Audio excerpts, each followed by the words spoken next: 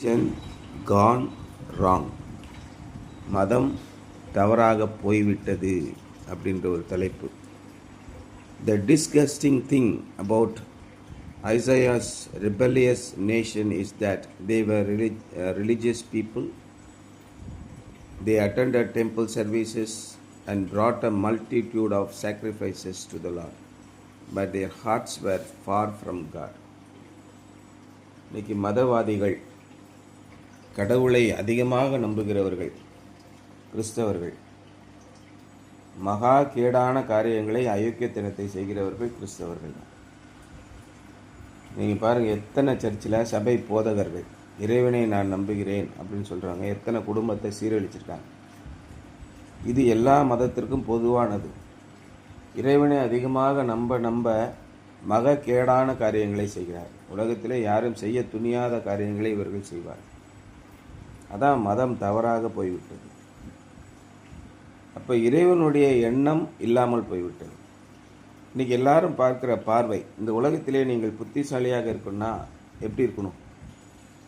நல்லா யோசனை பண்ணி பாருங்கள். நீங்கள் நல்லா படிக்கணும், மிக உயர்ந்த பதவிக்கு போகணும், எவ்வளவு முடியுமோ அவ்வளவு சம்பாதிக்கணும், உலகத்தை நல்லா என்ஜாய் பண்ணணும். இந்த உலகத்திலே யாருமே உங்களை பார்க்கும்போது அவர்கள் எல்லாரையும் விட பணத்திலும் வசதியிலும் செல்வத்திலும் அதிகமானவர்களாக இருக்க வேண்டும். இது ஒன்று தான் டார்கெட்.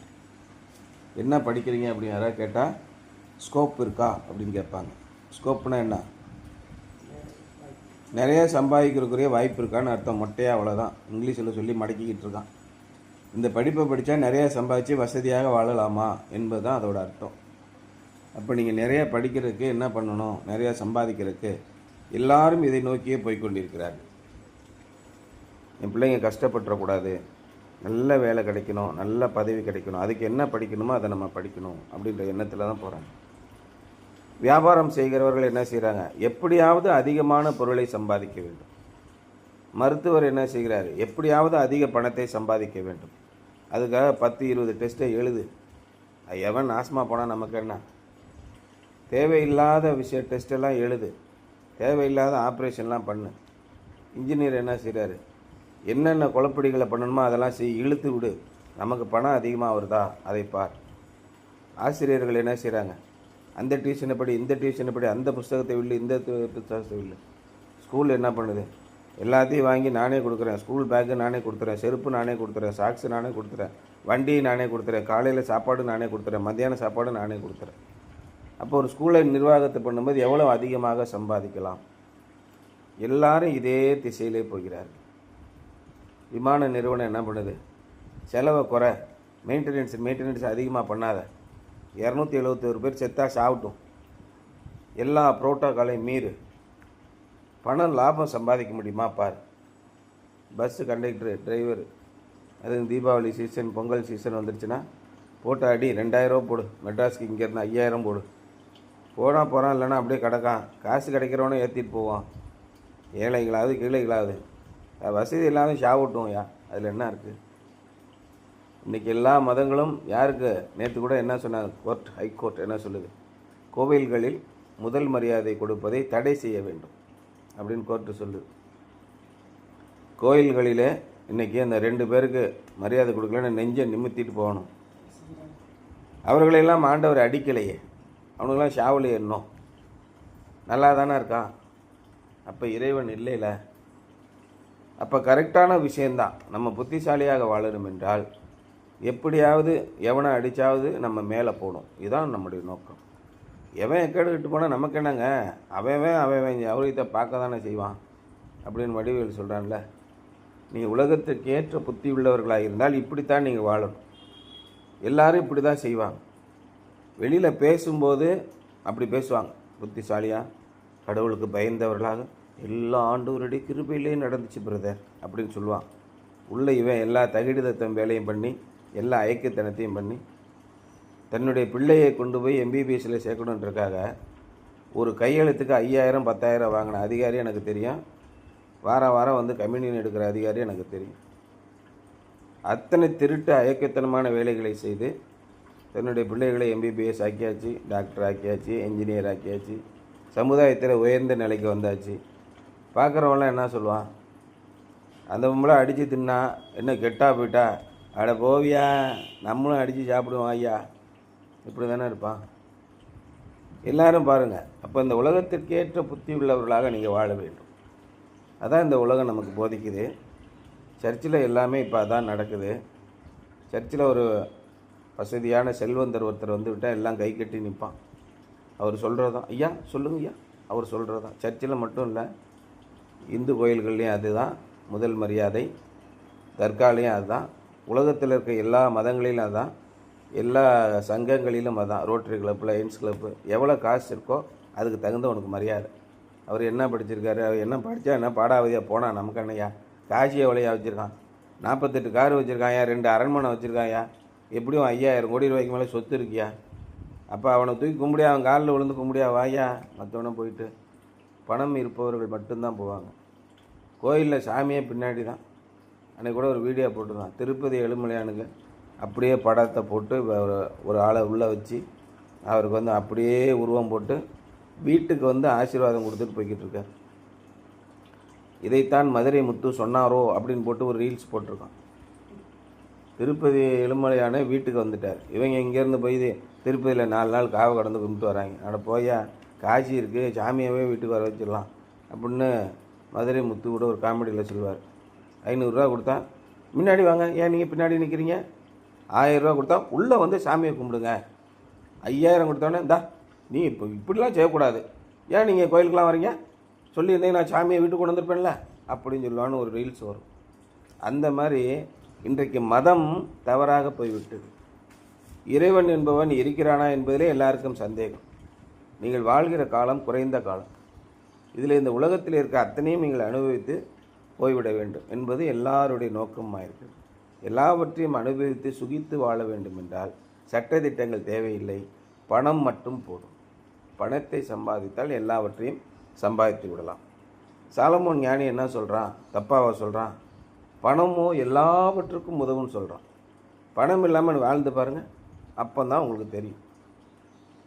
அப்போ இறைவனை நாடி எல்லாவற்றையும் வெறுத்து இயேசு முன்னாடி போனார், அந்த ஆளே ஒன்றும் இல்லாமல் சேர்த்துக்கிட்டான். அவனுக்கு பின்னாடி நீ போய்கிட்டு இருக்கியா? உனக்கு முன்மாதிரி யார்? எனக்கு முன்மாதிரி இயேசுவை போல் நான் வாழணுங்க. எப்படி பிச்சை எடுத்துகிட்டே திரிஞ்சிட்டு கடைசியில் 30 வயசில் சிலுவையில் அரைஞ்சி சாக போறியா? இதான் இயேசுவை பின்பற்றுறதாயா? பின்பற்றுறதுக்கு வேறு ஆள் கிடைக்கலையா அவனுக்கு? சரி, இயேசுவை பின்பற்றின 12 பேர் என்ன கதிக்கானா? அத்தனை பேரும் கொண்டுட்டானுவான், வங்கோலையாக கொண்டு செத்தானுவான். சரி, அவனுங்களை பின்பற்றவன் என்ன ஆனால் மிஷினரிலாம் எல்லாரையும் சாவடிச்சு கொண்டாங்க இந்த உலகத்தில். அந்த மாதிரி வாழ்க்கை உனக்கு தேவையா? யோசனை பண்ணிப்பார். ஏயா போட்டு சாமி கும்பிட்டுக்கிட்டு நல்லா சம்பாதிச்சு வாழ்ந்துட்டு போக வேண்டியதானே? எதுக்கு இயேசுவை பின்பற்றி இயேசுவை போல் நான் வாழ வேண்டும் அப்படின்னு பாட்டு பாடிக்கிட்டு இருக்க? சர்ச்சாவது மண்ணாங்கட்டியாது, போங்கய்யா வெளியில், புத்திசாலியாக பிழைக்க பாருங்கள். இதான இந்த உலகம் சொல்லுது. அப்போ மதம் எங்கே போகிறது? The disgusting thing about Isaiah's rebellious nation is that they were a religious people. ரொம்ப வேதனையான மனக்குமுறலை உண்டாக்கக்கூடிய விஷயம் என்னென்னா, இஸ்ரேல் நாடு வந்து மிகவும் பக்தி வைராக்கியமான மக்கள். They attended temple services and brought a multitude of sacrifices to the Lord. அவர்கள் தொடர்ச்சியாக ஆலயங்களுக்கு சென்றார்கள், ஆலய வழிபாடுகளிலே கலந்து கொண்டார்கள், நிறைய நூற்றுக்கணக்கான பலிகளை அங்கே இறைவனுக்கு செலுத்தினார்கள். But their hearts were far from God. ஆனால் அவர்களுடைய இருதயமோ தேவனிடத்திலிருந்து வெகு தொலைவுக்கு சென்று விட்டது. But before passing judgment on worshippers in a bygone era, perhaps we should confess the sins of the worshipping church today.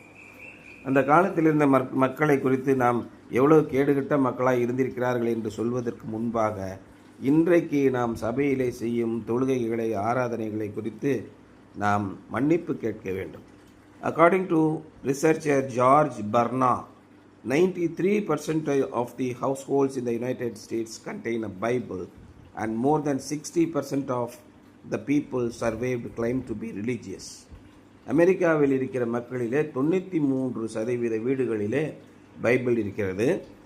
அதிலே 60% பேர் நாங்கள் தெய்வனை ஆண்டவரை விசுவாசிக்கிறோம், பயபக்தியுள்ள மக்கள் என்று சொல்கிறார்கள். One Protestant church exists for every 550 adults in America. But does all this religion make much difference? 550 பேருக்கு ஒரு ப்ராட்டஸ்டன்ட் சர்ச் இருக்கு அமெரிக்காவில். ஏதாவது மாற்றத்தை இது உருவாக்கி இருக்கிறதா? The average church allocates about 5% of its budget for reaching others with the gospel, but 30% for buildings and maintenance. இயேசு கிறிஸ்துவுக்குள்ளே இறைவனை பற்றி போதிப்பதற்கு வருகிற வருமானத்திலே 5% செலவழிக்கிறார்கள். ஆனால் 30% தொகையை கட்டிடம் கட்டுவதற்கும் அதை பராமரிப்பதற்கும் செலவிடுகிறார்கள். Where churches have life and growth, such constructions may be needed. சபையிலே உயிரோட்டமும் வளர்ச்சியும் இருக்கும்போது இருக்கிற இடத்திலே இது போன்ற கட்டடங்களை கட்டுவது அவசியமாக இருக்கலாம். But too often the buildings become a millstone instead of milestone. ஆனால் பெரும்பாலான நேரங்களிலே இந்த சபை கட்டடங்கள் அரவை கற்களாக ஆகிவிட்டன, எல்லை கற்களாக இல்லாமல். டு கோட் வேன்ஸ் ஹேவ்னர் அப்படிங்கிறவர் சொல்கிறார், இல்லைன்னா அரவை கல் ஆயிடுச்சுங்க. போட்டு மில் ஸ்டோன்னா கிரைண்டரில் போட்டு அரைக்கிறோம்ல, அது மாதிரி. என்ன காரணம் அப்படின்னா, at least 62% of the people Barna surveyed said that the church was not relevant to today's world and was losing its influence on society. 63% அமெரிக்கர்கள் என்ன சொல்கிறார்கள்னா, இந்த காலத்துக்கு சபை ஏற்புடையதல்ல. அதனால் சர்ச்சை என்ன பண்ணுவோம், ஞாயிற்றுக்கிழமை மட்டும் சர்ச்சை வச்சுக்குவோம், மற்ற நாள்லாம் பாருக்கு விட்டுருவோம், டிஸ்கோத்தைக்கு விடுவோம் அப்படின்னு சொல்லி விட்டாங்க. இந்த கால வாழ்க்கைக்கெலாம் ஏசுலாம் சரிட்டு வரமாட்டாரு அப்படின்னு சொல்லி சொல்லிட்டாங்க. இறை பக்தியே தேவையில்லை அப்படின்னு வந்துட்டாங்க. Is it possible that like the worshippers in the ancient Jewish temple we are only going through the motions? பழைய காலத்தில் எப்படி இறைவனை விட்டு வழி விலகி போனார்களோ, சோதோம் குமாரா இருந்தது, யூத மக்கள் இஸ்ரேல் மக்கள் யாருமே யோக்கியமாக வாழவில்லை, இறைவனை விட்டு பின்வாங்கி தான் போனார்கள். ஏன்னா நிகழ்கால வாழ்க்கையிலே நீங்கள் பார்க்கும்போது கண்ணால் பார்த்து தான் நடக்க முடியும்.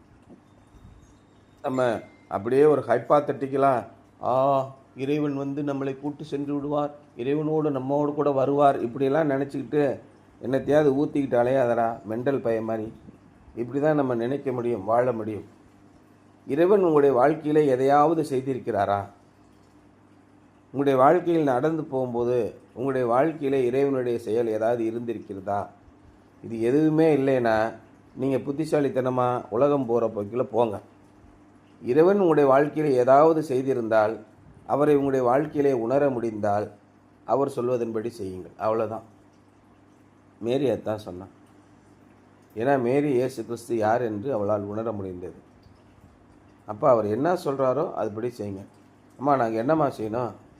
எனக்கு ஒன்றும் தெரியாதுங்க, அவர் என்ன சொல்கிறாரோ அதுபடி செஞ்சுட்டு போங்க, வேலை முடிஞ்சிச்சு. உங்களுடைய வாழ்க்கையிலே இறைவனை பற்றிய பர்சனல் எக்ஸ்பீரியன்ஸ் இருந்தால் தான் நீங்கள் கிறிஸ்தவராக இருக்க வேண்டும். நான் கிறிஸ்தவனாக இருந்தேன்றக்காக எங்கள் அப்பா கிறிஸ்தவருங்க, எங்கள் தாத்தா கிறிஸ்தவருங்க, அதனால் நானும் கிறிஸ்தவனாக இருக்கணும் ஒரு காலத்திலும் கிறிஸ்தவனாக இருக்காதீங்க. அதுக்கு பெட்டர் இந்த உலகப்படி நீங்கள் வாழுங்கள். இந்த உலகத்தில் இருக்க எல்லாரும் அப்படி தான். அப்போ தான் உலகத்தில் உங்களோட மக்கள் போட்டியிட முடியும். இறைவனுடைய அனுபவம் உங்களுக்கு வேண்டுமென்றால் தனிப்பட்ட முறையிலே இறைவனோடு பேசுங்கள். இறைவன் உங்களுடைய வாழ்க்கையில் ஏதாவது ஒரு காரியத்தை செய்தால் இறைவனை தேடுங்கள். சும்மா நானும் கோயிலுக்கு போகிறேன்னு சொல்லிட்டு நேரத்தை வேஸ்ட் பண்ணாதீங்க. ஞாயிற்றுக்கிழமை அருமையான நாள். சனிக்கிழமை வரைக்கும் வேலை செஞ்சுட்டு ஞாயிற்றுக்கிழமை ஒரு 10 மணி வரைக்கும் நிம்மதியாக ஒரு தூக்கத்தை போட்டுட்டு 10 மணிக்கு எழுந்திரிச்சு ஒரு காப்பியை குடிச்சுட்டு ஏதோ கிடைக்கிற ஸ்நாக்ஸ் சாப்பிட்டுட்டு கறி எடுத்துகிட்டு நல்லா சாப்பிட்டு பிரியாணி சாப்பிட்டு மதியானம் தூங்கி இப்படி ஞாயிற்றுக்கிழமை அருமையான ஓய்வு நாளாக கழிக்கலாம். மறுபடியும் ஞாயிற்றுக்கிழமை காலையில் 7 மணிக்கு எழுந்திரிச்சு குளிச்சுட்டு அங்கிட்டு ஓடி வேகமாக தின்னு சர்ச்சுக்கு போயிட்டு மறுபடியும் 11 மணிக்கு அப்பாடம் இறைவனை தொழுது கொண்டோம். தேவையாங்க இதெல்லாம்? உலகத்தில் என்ன நடக்குன்னு பாருங்கள். மெண்டல் பயிலுவ மாதிரி இப்படியே சர்ச்சு கிச்சின்னு. இதோட ரொம்ப கொடுமை என்னென்னா, பெந்தைக்கோஸ்தே சர்ச்சில் சில சர்ச்சிலலாம் ஞாயிற்றுக்கிழமை முழுசும் ரிட்ரீட் வச்சு கொள்கிறாங்க. இதெல்லாம் இறைவனை தேடுவது தேவையா? Religion Khan wrong. யோசனை பண்ணி பாருங்கள். இறைவனோடு உங்களுக்கு பர்சனல் எக்ஸ்பீரியன்ஸ் இருந்தால் இறைவனை பின்பற்றுங்கள். தேவையில்லாத அக்கப்பூர்வ வேலைகளை செய்யாதீங்க. இதான் இன்னைக்கு சொல்கிறார். அந்த காலத்திலே மக்கள் எப்படி வாழ்ந்தார்கள்? இறைவனோடு ஒன்றி வாழ்ந்தார்களா? இறைவனோடு ஒன்றி வாழாத வாழ்க்கையிலே மற்றவர்களெல்லாம் ஆசீர்வதிக்கப்படலையா? இயேசு கிறிஸ்துவை கும்பிட்ட மட்டும்தான் நல்லா இருக்கானா? மற்ற தெய்வங்களை கும்பிட்டவர்களாம் நல்லா இல்லையா? இல்லை இறைவனே இல்லை என்று சொன்னவன் நல்லா இல்லையா? எவ்வளோ கேள்வி வருது. இது எதுக்காக நாம் கிறிஸ்தவர்களாக இருக்க வேண்டும்? யோசனை பண்ணி பாருங்கள். கிறிஸ்தவர்களாக இருந்து கிறிஸ்தவனாயிருப்பது நல்லது நல்லது. எதுக்கு? என்கிட்ட இருக்க காசையெல்லாம் பிடிங்கிட்டு போகிறதுக்கா? அப்போ இறைவனுக்காக நீ செய்யணும்னு எதுக்கு நினைக்கிற? மற்றவர்கள் எதற்காக நினைக்கிறார்கள்? யோசனை பண்ணி பாருங்கள். எல்லா பேரும் ஏன் இறை நம்பிக்கை உள்ளவர்களை? பல கோடீஸ்வரனாக இருக்கான், அவனால் எல்லாமே செய்ய முடியும். ஏன் இறை நம்பிக்கை உள்ளவனாக இருக்கிறான்? மகாபிரிய வல்லமை உள்ள ஒரு மனிதனாக இருக்கிறான், அரசியல்வாதி, மிகப்பெரிய அரசியல்வாதியாக இருக்கிறான். எதற்கு இறை நம்பிக்கை உள்ளவனாக இருக்கிறான்? உன்னால் எல்லாமே செய்ய முடியும்ல, ஏன் பயப்படுற? ஏன் உன்னுடைய மனசுக்குள்ளே ஒரு உறுத்தல் இருக்கிறது? எல்லாருடைய மனதிற்குள்ளும் அவன் தேவனுடைய வித்து இருக்கிறது. மனசாட்சி உள்ளே இருந்து உங்களை உறுத்தும். எந்த மிருகத்துக்கும் மனசாட்சி கிடையாது, மனிதனுக்குள்ளே மனசாட்சி இருக்கிறது, அது உள்ளே இருந்து உறுத்தும். இது தேவனுடைய சட்டத்திற்கு விரோதமாக உன்னுடைய வாழ்க்கையை நடத்துகிறாய். நிச்சயமாக முடிவு உண்டு, உன் நம்பிக்கை வீண் போகாது. இதுதான் இறைவன் நமக்கு கொடுக்கிற வாக்குத்தத்தம். யோபுவோட வாழ்க்கையில் இருந்த கொடூரமான நாட்களைப் போல எந்த மனிதனுடைய வாழ்க்கையிலும் இல்லை. யோபுவை போல எந்த மனிதனும் தேவனுக்கு முன்பாக சன்மார்க்கனும் உத்தமமாக இருந்த இல்லை என்று சர்டிஃபிகேட் கொடுத்தது ஆண்டவர். தேவனுடைய கருத்திலே சான்று பெற்ற மனிதன் யோபுவை போல ஒருவனும் இல்லை. சன்மார்க்கனும் உத்தமனும் பூமியிலேயே யாரும் இல்லை என்று சர்டிஃபிகேட் வாங்கின மனிதன் உலகத்திலே வேறு எந்த மனிதனும் அனுபவிக்க முடியாத கொடூரத்தை அனுபவித்தான். நான் படுத்து கொண்டால் என் எலும்புகளுக்கு உள்ளே என்னை ஊடுருவி குத்துகிறது. என்னுடைய கனவுகளிலே பயங்கரமான கனவுகள் வருகிறது. நான் நியாயத்தை பேசினால் எதிரே 4 பேர் உட்கார்ந்து கொண்டு என்னை கண்ணாமண்ணா என்று பேசுகிறார்கள். என்னுடைய மனைவி என்னை வெறுத்து விட்டாள். எனக்கு சாப்பாடு கிடைக்கவில்லை. வேலைக்காரி காரி துப்புகிறாள். பருக்கை கற்களுக்காக நான் அலைகிறேன். சோத்துக்கு வழி இல்லை, கெஞ்சிறேன். அரிப்பு தாங்க முடியல. என்னை கொண்டு போடுங்க, என்னால் முடியலை. மனசுலேயே எனக்கு கனவுகள்லாம் என்னென்னமோ வருது. உடம்பு வாதையாக இருக்குது, தூக்கமே இல்லை. படாத பாடுபட்டான். யார்? ஆண்டவரிடத்திலே சர்டிஃபிகேட் வாங்கின மனிதன், the most religious person in the world. என்ன ஆணிக்கு இவெல்லாம் வாழணும்? தற்கொலை பண்ணி சாக வேண்டும் என்றாலும் முடியவில்லை. இவ்வளோ கொடூரத்தை அனுபவிக்கிறான். மறுபடியும் தேவன் அவனை ஆசீர்வதித்தார். நீங்கள் எந்த அளவு தேவனுக்குள் நிலை நிற்கிறீர்கள், இறைவனுடைய கட்டளைகளை எந்த அளவுக்கு கடைபிடிக்கிறீர்கள்? உங்களுக்கு உலகமா பணமா என்ன வேண்டும்? இதான் ரெண்டுக்குள்ள வித்தியாசம். நீங்கள் இறைவனை தேடினால் இம்மைக்குரிய ஆசீர்வாதங்களோடு மறுமைக்குரிய ஆசீர்வாதத்தையும் பெறுவீர்கள். கடைசியிலே நமக்கு என்ன வேணும் அப்படின்னா, 3 வேளை நன்றாக சாப்பிட்டு விட்டு நிம்மதியாக தூங்க வேண்டும். இந்த உலகத்தை நாம் கடக்க வேண்டும் தான் இறுதி குறிக்கோள். இதற்காகத்தான் எங்கெங்கேயோ அலைகிறார்கள். எவ்வளவோ கோடிக்கணக்காக சாப்பிட்றான். 5000 கோடி 10,000 கோடி சம்பாதிச்சு காலையில் 3 இட்லி தான் சாப்பிட்றான். மற்றவர்கள் எல்லாரும் அவனை போற்றினாலும் இரவிலே போய் படுத்து கொள்ளும்போது என்ன நிம்மதி உனக்கு இருக்கிறது? அப்படி நம்முடைய மதங்கள் எங்கே போய் கொண்டிருக்கின்றன என்று சிந்தியுங்கள். Something to Pander.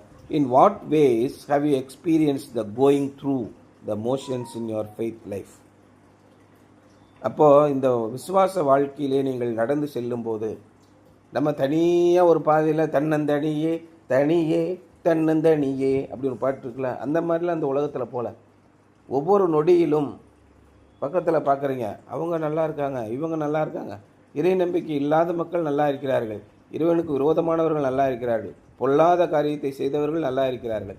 நாம் ஏன் இறைவனை தேட வேண்டும் என்ற எண்ணம் நம்மளை நாளுக்கு நாள் உள்ளே உறுத்தி கொண்டே இருக்கிறது. இந்த மாதிரி வாழ்க்கையில் நீங்கள் போகும்போது எதற்காக நீங்கள் விசுவாசத்திலே வாழ வேண்டும் என்ற எண்ணம் உங்களுக்கு வருகிறதா? In what ways have you experience going through the motions in your faith life? உங்களுடைய விசுவாச வாழ்க்கையிலே நீங்கள் செல்லும்போது என்னென்ன பாதிப்புகள் உங்களுக்கு வருகிறது?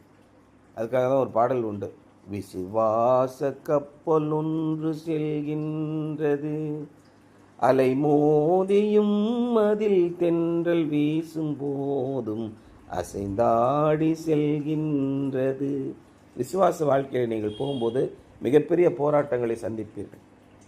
சில நேரங்களிலே ஆண்டவர் பதில் கொடாதது மாதிரி தெரியும். சங்கீதம் எடுத்து பாருங்கள். ஆண்டவரே, ஏன் மௌனமாக இருக்கிறீர்? ஏன் பேசாமல் இருக்கிறீர்? ஏன் உம்முடைய முகத்தை எனக்கு மறைக்கிறீர்? ஏன் மௌனமாக இருக்கிறீர்? என் வேண்டுதல்களை கேளும் கெஞ்சிக்கிட்டே இருக்கான். ஒரு பதிலும் இல்லை. ஆண்டவரே, ஏன் தூரமாக இருக்கிறீர்? காரிகள் என்னை சூழ்ந்து கொண்டிருக்கிறது, நிற்க நிலையில்லை, ஜலத்தில் அமிழ்ந்திருக்கிறேன், என்னென்னமோ கெஞ்சிறார். இறைவன்கிட்ட ஒரு சத்தம் இல்லை. வாயா, சும்மா கடவுள் கடவுள் கத்திட்டு கிடக்க, இங்கிட்டு வாயா, ஜாலியாக என்ஜாய் பண்ணிட்டு போவோம். உலகமெல்லாம் இழுக்கிறது. உங்களுடைய விசுவாச வாழ்க்கையிலே நீங்கள் எப்படி தப்பி போவீர்கள்? Now the religion has gone wrong. நீங்கள் எப்படி உங்களை காப்பாற்றிக் கொள்வீர்கள் என்பதுதான் இன்றைய சிந்தனை. சரியா?